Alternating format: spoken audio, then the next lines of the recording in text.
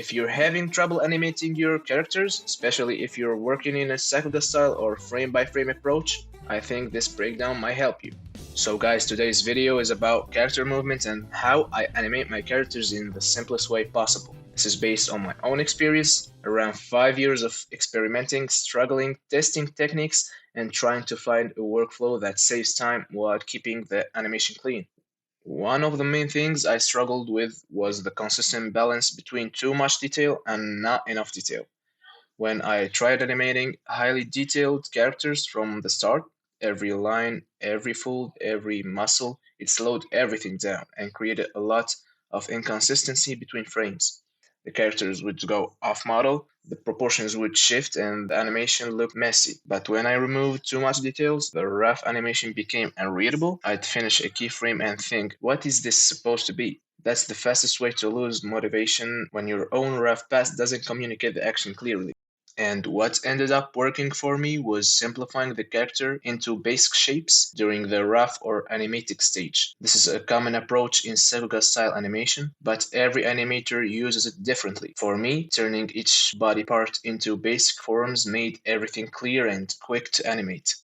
So as you can see here, I draw the head as a simple sphere. I always add a center line to indicate direction and rotation. This makes it easier to control head turns and tilts later, especially during fast motion. The torso is usually divided into simple shapes, the upper torso and the pelvis. This separation is important because it allows me to twist and offset the body, which adds dynamism and avoid stiffness. The shoulders are represented as simple circles. These act as rotation points for the arms. The arms are represented as cylinders, one for the upper arm and one for the forearm. This makes it much easier to understand volume, perspective, and foreshortening while animating. And the same thing goes with the legs, circles representing the knees, which clearly separates the upper leg from the lower leg, and a simple shape for the foot. Once all the body parts are clearly defined, now you can start adding frames to build the motion. Let's go! In this scene, I'm animating a running character that gradually speeds up until it disappears using smears and speed lines.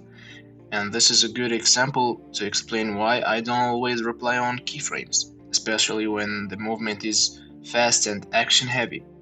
For fast motion like this, I usually animate straight ahead frame by frame, and the reason is simple. I just want to feel the flow of the movement on every single frame.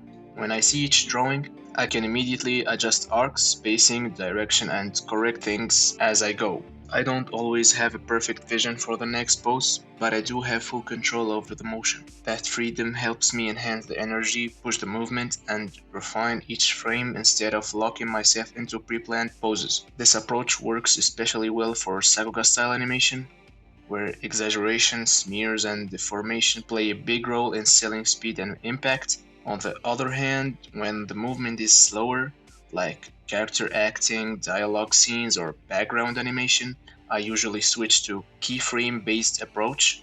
With a slow movement, spacing and timing become very visible, and there are often many in between frames. In that case, setting strong key poses first helps control the performance and keeps the motion clean and intentional.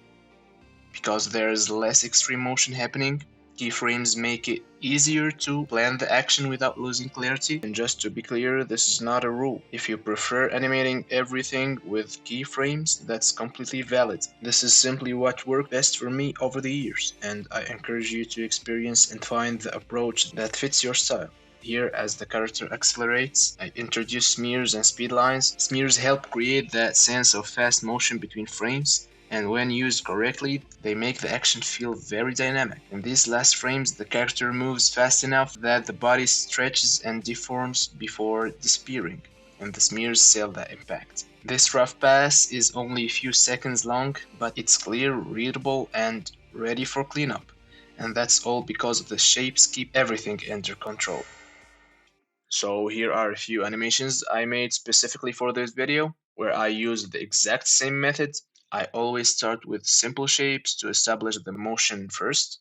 Once the movement feels right, I gradually add secondary elements like hair, clothing, or other forms that have different volume and timing. You can also see this approach in a study I did when I first started animating. It's a walk cycle executed by the Japanese animator Masami Mori, a true legend in character acting. In this study, I divided the character into simple shapes and parts to better understand the motion and to analyze how each shape moves in relation to the others, and how subtle timing choices create a believable movement. Again, this is just my personal method. It might work for you, or you might adapt it into your own version. So that's how I animate my characters. It's simple, readable, and it helped me improve my sakuga style animation.